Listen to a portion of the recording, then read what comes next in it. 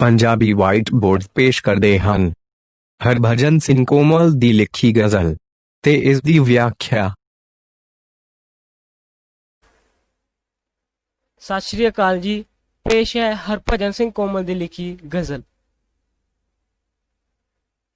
ओ जो लोकी सवेरे सिरा भुल गए, वेख लैना कि शामां नूं कर जाणगे। जा मलाहां दी नीयत पछाणी गई, किश्तियां तो भी लोकी उतर जाणगे। ए ना सोचो बिना पेट लैणो कदी, ओ कुपत्ते जमाने सवर जाणगे। जे हनेरे दी सेना नूं डकना है असीं, फिर साडे भी कुछ कू तां सर जाणगे।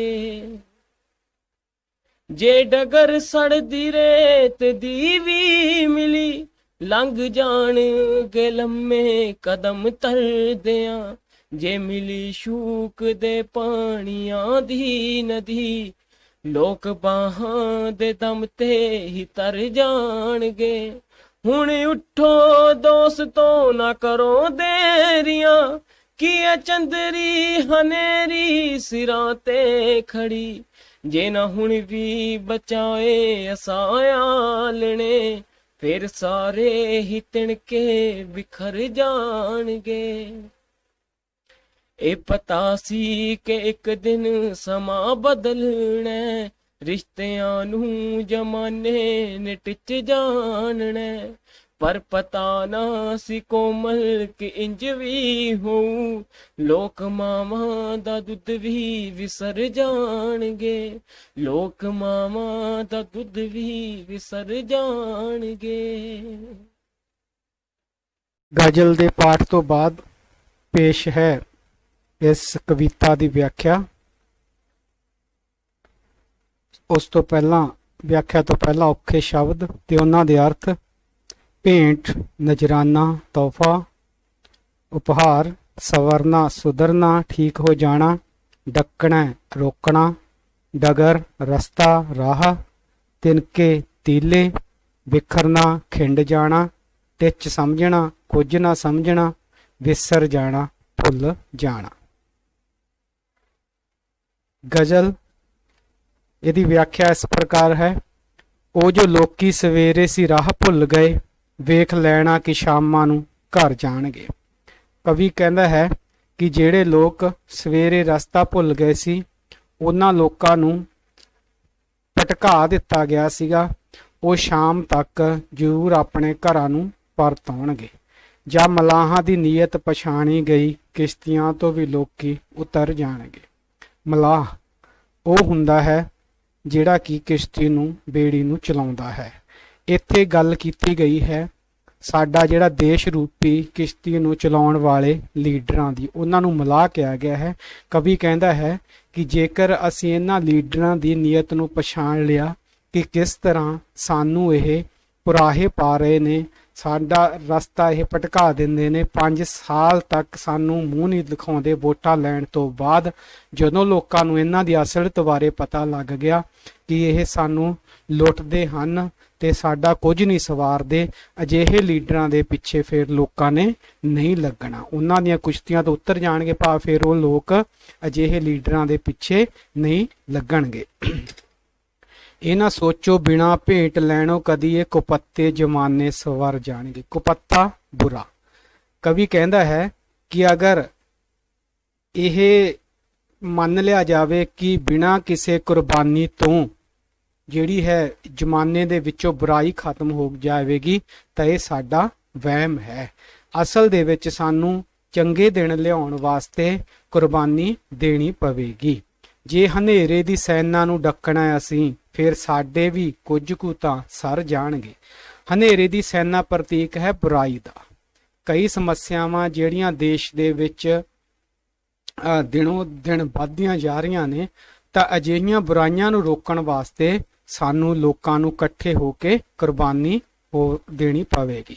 ਕਵੀ ਦਾ ਭਾਵ ਹੈ ਕਿ ਜਿਹੜਾ ਸ਼ੋਸ਼ਣ ਹੋ ਰਿਹਾ ਹੈ ਉਸ ਤੋਂ ਬਚਣਾ ਹੈ ਤਾਂ ਸਾਨੂੰ ਇਕੱਠੇ ਹੋ ਕੇ ਕੋਸ਼ਿਸ਼ਾਂ ਕਰਨੀਆਂ ਪੈਣਗੀਆਂ, ਇਕੱਠੇ ਹੋ ਕੇ ਹਮਲਾ ਮਾਰਨਾ ਪਵੇਗਾ। ਜੇ ਡਗਰ ਸੜਦੀ ਰੇਤ ਦੀ ਵੀ ਮਿਲੀ, ਲੰਘ ਜਾਣਗੇ ਲੰਬੇ ਕਦਮ ਧਰਦਿਆਂ। ਜੇਕਰ ਸਾਨੂੰ ਆਪਣੇ ਹੱਕ ਲੈਣੇ ਹਨ, ਹੱਕ ਸੱਚ ਦੇ ਰਸਤੇ ਉੱਤੇ ਚੱਲਦੇ ਹੋਏ ਰਾਹ ਦੇ ਵਿੱਚ ਬਹੁਤ ਮੁਸ਼ਕਲਾਂ ਆਉਣਗੀਆਂ। ਰਾਹ ਇਸ ਤਰ੍ਹਾਂ ਦੀ ਮਿਲ ਸਕਦੀ ਹੈ ਜਿਵੇਂ ਤਪਦੀ ਹੋਈ ਰੇਤ ਹੋਵੇ, ਬਹੁਤ ਮੁਸ਼ਕਲਾਂ ਆਉਣਗੀਆਂ। ਪਰ ਜੇ ਅਸੀਂ ਇਕੱਠੇ ਹੋਏ ਤਾਂ ਲੰਮੇ ਕਦਮ ਧਰਦੇ ਹਾਂ, ਇਸ ਮੁਸ਼ਕਲ ਨੂੰ ਪਾਰ ਕਰ ਲਵਾਂਗੇ। ਭਾਵ ਏਕਤਾ ਨਾਲ ਸਭ ਕੁਝ ਸੰਭਵ ਹੈ। ਜੇ ਮਿਲੀ ਸ਼ੂਕ ਦੇ ਪਾਣੀਆਂ ਦੀ ਨਦੀ, ਲੋਕ ਬਾਹਾਂ ਦੇ ਦਮ ਤੇ ਵੀ ਤਰ ਜਾਣਗੇ। ਜੇ ਰਾਹ ਦੇ ਵਿੱਚ ਤੇਜ਼ ਵਹਾਅ ਵਾਲੀ ਨਦੀ ਵੀ ਆਉਂਦੀ ਹੈ, ਇਸ ਰਸਤੇ ਦੇ ਚੱਲਦੇ ਹੋਏ, ਕ੍ਰਾਂਤੀ ਵਾਲੇ ਰਸਤੇ ਦੇ ਚੱਲਦੇ ਹੋਏ, ਤਾਂ ਵੀ ਲੋਕਾਂ ਨੇ ਆਪਣੀਆਂ ਬਾਹਾਂ ਦੇ ਜ਼ੋਰ ਨਾਲ ਇਸ ਨੂੰ ਤਰ ਕੇ ਪਾਰ ਲੰਘ ਜਾਣਾ ਹੈ। ਇਹ ਹੋਵੇਗਾ ਕਦੋਂ? ਜਦੋਂ ਲੋਕ ਏਕਤਾ ਦਿਖਾਉਣਗੇ, ਇਕੱਠੇ ਹੋ ਕੇ ਲੜਨਗੇ, ਤਾਂ ਹੀ ਜਿਹੜੀ ਇਹ ਕ੍ਰਾਂਤੀ ਹੈ ਆ ਸਕਦੀ ਹੈ। ਜਿਹੜੀਆਂ ਇਹ ਸਮੱਸਿਆਵਾਂ ਨੇ ਦੂਰ ਹੋ ਸਕਦੀਆਂ ਨੇ ਤੇ ਸਾਨੂੰ ਆਪਣੇ ਹੱਕ ਮਿਲ ਸਕਦੇ ਨੇ। ਹੁਣ ਉੱਠੋ ਦੋਸਤੋ, ਨਾ ਕਰੋ ਦੇਰੀਆਂ, ਕੀ ਹੈ ਚੰਦਰੀ ਹਨੇਰੀ ਸਿਰਾਂ ਤੇ ਖੜੀ। ਕਵੀ ਸਾਰਿਆਂ ਨੂੰ ਆਵਾਜ਼ ਦੇ ਰਿਹਾ ਹੈ, ਹੋਕਾ ਦੇ ਰਿਹਾ ਕਿ ਹੇ ਮੇਰੇ ਦੋਸਤੋ, ਹੁਣ ਸਮਾਂ ਆ ਗਿਆ ਹੈ ਕਿ ਬਿਨਾਂ ਕਿਸੇ ਦੇਰ ਦੇ ਕੀਤਿਆਂ ਇਹ ਜਿਹੜਾ ਸ਼ੋਸ਼ਣ ਹੋ ਰਿਹਾ ਹੈ, ਇਸ ਦੀ ਮਾਰੀ ਹਨੇਰੀ ਦੇ ਖਿਲਾਫ ਸਾਨੂੰ ਡਟ ਜਾਣਾ ਚਾਹੀਦਾ ਹੈ। ਜੇ ਹੁਣ ਵੀ ਨਾ ਬਚਾਏ ਅਸਾਂ ਆਲਣੇ, ਫਿਰ ਸਾਰੇ ਹੀ ਤਿਣਕੇ ਵਿਖਰ ਜਾਣਗੇ। ਜੇਕਰ ਅਸੀਂ ਹੁਣ ਵੀ ਇਸ ਹਨੇਰੀ ਦੇ ਵਿੱਚੋਂ ਆਪਣੇ ਆਲਣਿਆਂ ਨੂੰ, ਭਾਵ ਆਪਣੇ ਘਰਾਂ ਨੂੰ ਨਾ ਬਚਾਇਆ, ਤਾਂ ਫਿਰ ਸਾਡੇ ਘਰਾਂ ਦੇ ਸਾਰੇ ਤੀਲੇ ਖਿੰਡ ਜਾਣਗੇ। ਭਾਵ ਸਾਡੀ ਹੋਂਦ ਤੱਕ ਨੂੰ ਜਿਹੜੀ ਹੈ ਉਹ ਖਤਮ ਹੋਣ ਦਾ ਖਤਰਾ ਹੈ। ਕਵੀ ਦੇ ਕਹਿਣ ਦਾ ਭਾਵ ਹੈ ਕਿ ਜਿਹੜੀਆਂ ਖੂਨ ਪੀਣੀਆਂ ਜੋਕਾਂ ਨੇ, ਉਹ ਲਗਾਤਾਰ ਸਾਡਾ ਖੂਨ ਪੀ ਰਹੀਆਂ ਨੇ। ਉਹਨਾਂ ਤੋਂ ਆਪਣੇ ਘਰਾਂ ਨੂੰ ਬਚਾਉਣ ਲਈ ਸਾਨੂੰ ਇਕੱਠੇ ਹੋ ਕੇ ਉਹਨਾਂ ਦੇ ਖਿਲਾਫ ਲੜਨਾ ਹੋਵੇਗਾ। ਬਹੁਤ ਜਗ੍ਹਾ ਤੇ ਦੇਖਿਆ ਗਿਆ ਹੈ ਪਿਆਰੇ ਬੱਚਿਓ ਕਿ ਜਿਹੜੇ ਗਰੀਬ ਲੋਕ ਨੇ, ਝੁੱਗੀਆਂ ਝੋਪੜੀਆਂ 'ਚ ਰਹਿੰਦੇ ਨੇ, ਉਹਨਾਂ ਦੀ ਜਗ੍ਹਾ ਤੇ ਕਬਜ਼ਾ ਕਰਨ ਦੇ ਲਈ ਇਹਨਾਂ ਲੋਕਾਂ ਨੇ ਉਹਨਾਂ ਨੂੰ ਉੱਥੋਂ ਕੱਢ ਦਿੱਤਾ, ਉੱਥੋਂ ਭਜਾ ਦਿੱਤਾ ਤੇ ਉਸ ਜਗ੍ਹਾ ਦੇ ਉੱਤੇ ਕਬਜ਼ਾ ਕਰ ਲਿਆ। ਤਾਂ ਕਵੀ ਅਜਿਹੀਆਂ ਗੱਲਾਂ ਤੋਂ ਡਰਦਾ ਹੋਇਆ ਕਹਿ ਰਿਹਾ ਕਿ ਸਾਨੂੰ ਆਪਣੇ ਜਿਹੜੇ ਘਰ ਨੇ ਉਹਨਾਂ ਨੂੰ ਬਚਾਉਣ ਵਾਸਤੇ, ਉਹਨਾਂ ਦੇ ਤਿਣਕਿਆਂ ਨੂੰ ਬਚਾਉਣ ਵਾਸਤੇ ਸਾਨੂੰ ਇਕੱਠੇ ਹੋਣਾ ਪਵੇਗਾ। ਇਹ ਜਿਹੜਾ ਆਪਣੇ ਹੱਕ ਹੈ ਇਹ ਲੜ ਕੇ ਲੈਣੇ ਪੈਣਗੇ। ਇਹ ਤਾਂ ਪਤਾ ਸੀ ਕਿ ਇੱਕ ਦਿਨ ਸਮਾਂ ਬਦਲਣਾ, ਰਿਸ਼ਤਿਆਂ ਨੂੰ ਜ਼ਮਾਨੇ ਨੇ ਟਿੱਚ ਜਾਣਨਾ। ਕਵੀ ਕਹਿੰਦਾ ਹੈ ਕਿ ਜਿਸ ਤਰ੍ਹਾਂ ਦਿਨ ਪ੍ਰਤੀ ਦਿਨ ਰਿਸ਼ਤਿਆਂ ਦੇ ਵਿੱਚ ਨਿਘਾਰ ਆ ਰਿਹਾ ਹੈ, ਪਹਿਲਾਂ ਜਿਹੜੀ ਹੈ ਸਾਡੇ ਕੋਲੇ ਕਿੰਨੇ ਰਿਸ਼ਤੇ ਹੁੰਦੇ ਸੀਗੇ, ਤਾਇਆ ਤਾਈ, ਚਾਚਾ ਚਾਚੀ, ਭੂਆ ਫੁੱਫੜ, ਉਹਨਾਂ ਦੀ ਜਗ੍ਹਾ ਸਿਰਫ ਅੰਕਲ ਆਂਟੀ ਨੇ ਲੈ ਰਹੀ ਤੇ ਉਸ ਤੋਂ ਵੀ ਜ਼ਮਾਨਾ ਫਿਰ ਜਿਹੜਾ ਹੈ ਅੱਗੇ ਵਧਦਾ ਹੋਇਆ ਸਿਰਫ ਦੋ ਹੀ ਰਿਸ਼ਤਿਆਂ ਦੇ ਵਿੱਚ, ਮਰਦ ਤੇ ਜਨਾਨੀ ਦੇ ਰਿਸ਼ਤੇ ਦੇ ਵਿੱਚ ਵੰਡ ਕੇ ਰਹਿ ਗਿਆ। ਤਾਂ ਕਵੀ ਤਾਂ ਇਹ ਤਾਂ ਮੰਨਦਾ ਹੈ ਕਿ ਰਿਸ਼ਤਿਆਂ ਦੇ ਵਿੱਚ ਦਿਨ ਪ੍ਰਤੀ ਦਿਨ ਜਿਹੜਾ ਹੈ ਉਹ ਰਿਸ਼ਤੇ ਬਦਲਦੇ ਜਾ ਰਹੇ ਨੇ। ਕੋਈ ਲੋਕ ਰਿਸ਼ਤਿਆਂ ਦੀ ਪਰਵਾਹ ਨਹੀਂ ਕਰਦੇ। ਪਰ ਪਤਾ ਨਹੀਂ ਸੀ ਕੋਮਲ ਕੀ ਇੰਜ ਵੀ ਹੋਈ, ਲੋਕ ਮਾਵਾਂ ਦਾ ਦੁੱਧ ਵੀ ਵਿਸਰ ਜਾਣਗੇ। ਪਰ ਰਿਸ਼ਤਿਆਂ ਦੇ ਵਿੱਚ ਇੰਨਾ ਨਿਘਾਰ ਆ ਜਾਵੇਗਾ ਕਿ ਲੋਕ ਮਾਵਾਂ ਤੱਕ ਦੇ ਰਿਸ਼ਤਿਆਂ ਨੂੰ ਭੁੱਲ ਜਾਣਗੇ। ਤੇ ਕਵੀ ਨੂੰ ਇਸ ਗੱਲ ਦਾ ਗਿਲਾ ਹੈ ਕਿ ਮਾਵਾਂ ਦਾ ਜਿਹੜਾ ਸਤਿਕਾਰ ਹੈ ਉਹ ਸਮਾਜ ਦੇ ਵਿੱਚ ਘਟਦਾ ਜਾ ਰਿਹਾ ਹੈ ਦਿਨ ਪ੍ਰਤੀ ਦਿਨ। ਅਜਿਹਾ ਨਹੀਂ ਹੋਣਾ ਚਾਹੀਦਾ। ਉਹ ਮਾਂ ਜਿਹੜੀ 9 ਮਹੀਨੇ ਬੱਚੇ ਨੂੰ ਪੇਟ ਵਿੱਚ ਰੱਖਦੀ ਹੈ, ਉਸ ਨੂੰ ਪਹਿਲਾਂ ਬੈਠਣਾ ਫਿਰ ਤੁਰਨਾ ਸਿਖਾਉਂਦੀ ਹੈ, ਪਾਲ ਪੋਚ ਕੇ ਜਵਾਨ ਕਰਦੀ ਹੈ, ਉਹੀ ਫਿਰ ਬੱਚੇ ਵੱਡੇ ਹੋ ਕੇ ਮਾਂ-ਬਾਪ ਨੂੰ ਨਹੀਂ ਸਿਆਣਦੇ। ਤਾਂ ਕਵੀ ਨੂੰ ਇਸ ਗੱਲ ਦਾ ਗਿਲਾ ਹੈ। ਤਾਂ ਇਹ ਸੀਗੀ ਕਵਿਤਾ ਗਜ਼ਲ, ਜਿਹਦੇ ਵਿੱਚ ਕਵੀ ਨੇ ਵਿਸ਼ਾ ਚੁੱਕਿਆ ਹੈ ਕਿ ਸਾਨੂੰ ਦਿਨ ਪ੍ਰਤੀ ਦਿਨ ਸਾਡਾ ਜਿਹੜਾ ਸ਼ੋਸ਼ਣ ਹੁੰਦਾ ਹੈ, ਸਾਡੇ ਜਿਹੜੇ ਆਗੂ ਨੇ, ਲੀਡਰ ਨੇ, ਉਹਨਾਂ ਦੀ ਨੀਅਤ ਹੈ ਜਿਹੜੀ ਬਹੁਤ ਖੋਟੀ ਹੈ। ਉਹ ਲਗਾਤਾਰ ਜਨਤਾ ਦੀ ਫਿਕਰ ਨਾ ਕਰਕੇ, ਆਮ ਲੋਕਾਂ ਦੀ ਫਿਕਰ ਨਾ ਕਰਕੇ ਆਪਣੇ ਢਿੱਡ ਭਰਨ ਦੇ ਵਿੱਚ ਲੱਗੇ ਹੋਏ ਹਨ। ਤੇ ਅਜਿਹੇ ਜਿਹੜੀਆਂ ਸਮੱਸਿਆਵਾਂ ਦੇਸ਼ ਦੇ ਵਿੱਚ ਦਿਨ ਪ੍ਰਤੀ ਦਿਨ ਵੱਧਦੀਆਂ ਜਾ ਰਹੀਆਂ ਨੇ, ਗਰੀਬੀ ਹੈ, ਬੇਰੁਜ਼ਗਾਰੀ ਹੈ, ਮਹਿੰਗਾਈ ਹੈ, ਇਹ ਸਮੱਸਿਆਵਾਂ ਜਿਹੜੀਆਂ ਦਿਨ ਪ੍ਰਤੀ ਦਿਨ ਗੰਭੀਰ ਹੁੰਦੀਆਂ ਜਾ ਰਹੀਆਂ ਹਨ। ਤਾਂ ਅਜਿਹੇ ਦੇ ਵਿੱਚ ਜਿਹੜੀ ਬੁਰਾਈ ਹੈ ਜ਼ਮਾਨੇ ਦੇ ਵਿੱਚ ਵੱਧਦੀ ਜਾ ਰਹੀ ਹੈ। ਆਮ ਲੋਕਾਂ ਦਾ ਜਿਹੜਾ ਜਿਉਣਾ ਹੈ ਉਹ ਮੁਸ਼ਕਲ ਹੁੰਦਾ ਜਾ ਰਿਹਾ ਹੈ। ਤਾਂ ਇਸ ਤਰ੍ਹਾਂ ਜ਼ਮਾਨੇ ਨੂੰ ਸੁਧਾਰਨ ਲਈ ਸਾਨੂੰ ਇਕੱਠਿਆਂ ਹੋ ਕੇ ਹੰਭਲਾ ਮਾਰਨਾ ਪਵੇਗਾ ਤੇ ਇਸ ਰਸਤੇ ਦੇ ਉੱਤੇ ਚੱਲਦਿਆਂ ਇਹ ਕ੍ਰਾਂਤੀ ਲਿਆਉਣ ਲਈ ਜੇਕਰ ਕੁਝ ਸਾਨੂੰ ਭੇਟ ਵੀ ਦੇਣਾ ਪਵੇ, ਨਿਆਂ ਹੱਕ ਦੇ ਰਸਤੇ ਤੇ ਚੱਲਣ ਦੇ ਵਿੱਚ ਜਿਹੜੀਆਂ ਰੁਕਾਵਟਾਂ ਹੁੰਦੀਆਂ ਨੇ ਉਹਨਾਂ ਨੂੰ ਦੂਰ ਕਰਨ ਲਈ ਅਗਰ ਸਾਨੂੰ ਕੁਰਬਾਨੀਆਂ ਵੀ ਦੇਣੀਆਂ ਪੈਣ ਤਾਂ ਵੀ ਸਾਨੂੰ ਇਸ ਦੇ ਲਈ ਤਿਆਰ ਰਹਿਣਾ ਚਾਹੀਦਾ ਹੈ। ਪਰ ਸਮਾਂ ਆ ਗਿਆ ਹੈ ਕਿ ਇਸ ਸ਼ੋਸ਼ਣ ਤੋਂ ਮੁਕਤ ਕਰਨ ਲਈ ਸਾਨੂੰ ਉਪਰਾਲੇ ਜ਼ਰੂਰ ਕਰਦੇ ਚਾਹੀਦੇ ਹਨ ਤੇ ਇਕੱਠਿਆਂ ਹੋ ਕੇ ਸਾਨੂੰ ਲੜਨਾ ਚਾਹੀਦਾ ਹੈ। ਇਹ ਸੀ ਕਵਿਤਾ ਗਜ਼ਲ। ਇਸ ਕਵਿਤਾ ਤੇ ਆਧਾਰਿਤ ਪ੍ਰਸ਼ਨ ਤੇ ਉਹਨਾਂ ਦੇ ਉੱਤਰ ਇਸ ਪ੍ਰਕਾਰ ਹਨ। ਕਿਹੜੇ ਲੋਕ ਸ਼ਾਮਾਂ ਨੂੰ ਘਰ ਜਾਣਗੇ? ਜਿਹੜੇ ਲੋਕ ਸਵੇਰੇ ਰਸਤਾ ਭੁੱਲ ਗਏ ਸੀ ਉਹ ਲੋਕ ਸ਼ਾਮਾਂ ਨੂੰ ਘਰ ਪਰਤ ਜਾਣਗੇ।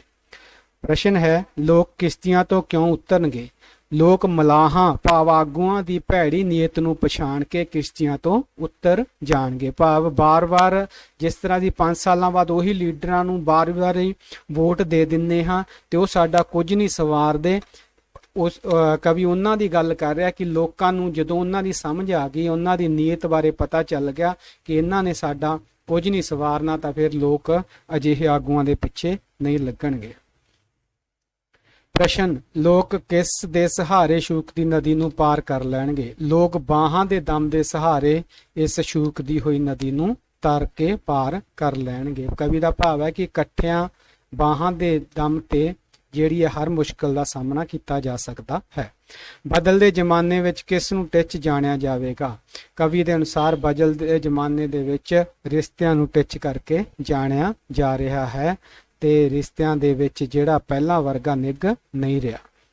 ਹਨੇਰੇ ਦੀ ਸੈਨਾ ਨੂੰ ਡੱਕਣ ਲਈ ਕੀ ਕਰਨਾ ਹੋਵੇਗਾ? ਹਨੇਰੇ ਨੂੰ ਡੱਕਣ ਲਈ ਸਾਨੂੰ ਮਿਲ ਕੇ ਹੰਭਲਾ ਮਾਰਨਾ ਪਵੇਗਾ, ਇਕੱਠਿਆਂ ਹੋ ਕੇ ਕੋਸ਼ਿਸ਼ ਕਰਨੀ ਪਵੇਗੀ।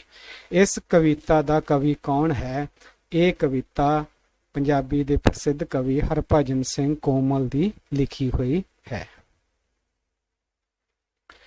ਇਸ ਕਵਿਤਾ ਦੇ ਵਿੱਚ ਆਏ ਸ਼ਬਦ ਉਹਨਾਂ ਦੀ ਵਾਕਾਂ ਵਿੱਚ ਵਰਤੋਂ ਇਸ ਪ੍ਰਕਾਰ ਹੈ। ਸ਼ਾਮਾਂ ਨੂੰ ਲੋਕ ਘਰ ਪਰਤ ਆਉਂਦੇ ਹਨ। ਮਲਾਹ ਕਿਸ਼ਤੀ ਚਲਾਉਣ ਵਾਲੇ ਨੂੰ ਮਲਾਹ ਕਿਹਾ ਜਾਂਦਾ ਹੈ। ਕਿਸ਼ਤੀ ਝੀਲ ਵਿੱਚ ਕਿਸ਼ਤੀ ਰਾਹੀਂ ਸੈਰ ਕੀਤੀ ਜਾਂਦੀ ਹੈ। ਕੁਪੱਤੇ ਲੋਕਾਂ ਤੋਂ ਬਚ ਕੇ ਰਹਿਣਾ ਚਾਹੀਦਾ ਹੈ। ਸੈਨਾ ਦੇਸ਼ ਦੀ ਰਾਖੀ ਕਰਦੀ ਹੈ। ਰੇਤ ਮਾਰੂਥਲ ਵਿੱਚ ਬਹੁਤ ਰੇਤ ਹੁੰਦੀ ਹੈ। ਤੇਜ਼ ਕਦਮਾਂ ਨਾਲ ਸੈਰ ਕਰਨੀ ਚਾਹੀਦੀ ਹੈ। ਲੋਕ ਦੁਨੀਆ ਵਿੱਚ ਮਾੜੇ ਚੰਗੇ ਦੋਹਾਂ ਤਰ੍ਹਾਂ ਦੇ ਲੋਕ ਹੁੰਦੇ ਹਨ। ਦੋਸਤ, ਸਾਨੂੰ ਸਵਾਰਥੀ ਦੋਸਤਾਂ ਤੋਂ ਦੂਰ ਰਹਿਣਾ ਚਾਹੀਦਾ ਹੈ। ਆਲਣੇ, ਪੰਛੀ ਆਪਣੇ ਆਲਣੇ ਵਿੱਚ ਆਰਾਮ ਕਰ ਰਹੇ ਹਨ। ਮਾਵਾਂ ਦਾ ਹਮੇਸ਼ਾ ਸਤਿਕਾਰ ਕਰੋ। ਸੋ ਇਹ ਸੀ ਜੀ ਵੀਡੀਓ ਗਜ਼ਲ ਕਵਿਤਾ ਹਰਭਜਨ ਸਿੰਘ ਕੋਮਲ ਦੀ ਲਿਖੀ ਹੋਈ, ਉਸ ਦੀ ਵਿਆਖਿਆ ਤੇ ਉਸ ਤੇ ਆਧਾਰਿਤ ਪ੍ਰਸ਼ਨ ਉੱਤਰ। ਵੀਡੀਓ ਦੇਖਣ ਲਈ ਧੰਨਵਾਦ। ਚੈਨਲ ਪੰਜਾਬੀ ਵਾਈਟ ਬੋਰਡ ਨੂੰ ਸਬਸਕ੍ਰਾਈਬ ਕਰ ਲੈਣਾ ਜੀ ਤੇ ਇਸ ਵੀਡੀਓ ਨੂੰ ਲਾਈਕ ਤੇ ਸ਼ੇਅਰ ਵੀ ਕਰ ਦੇਣਾ। ਬਹੁਤ ਬਹੁਤ ਧੰਨਵਾਦ ਤੁਹਾਡਾ। Thanks for watching. Please like and share. Don't forget to subscribe Punjabi Whiteboard.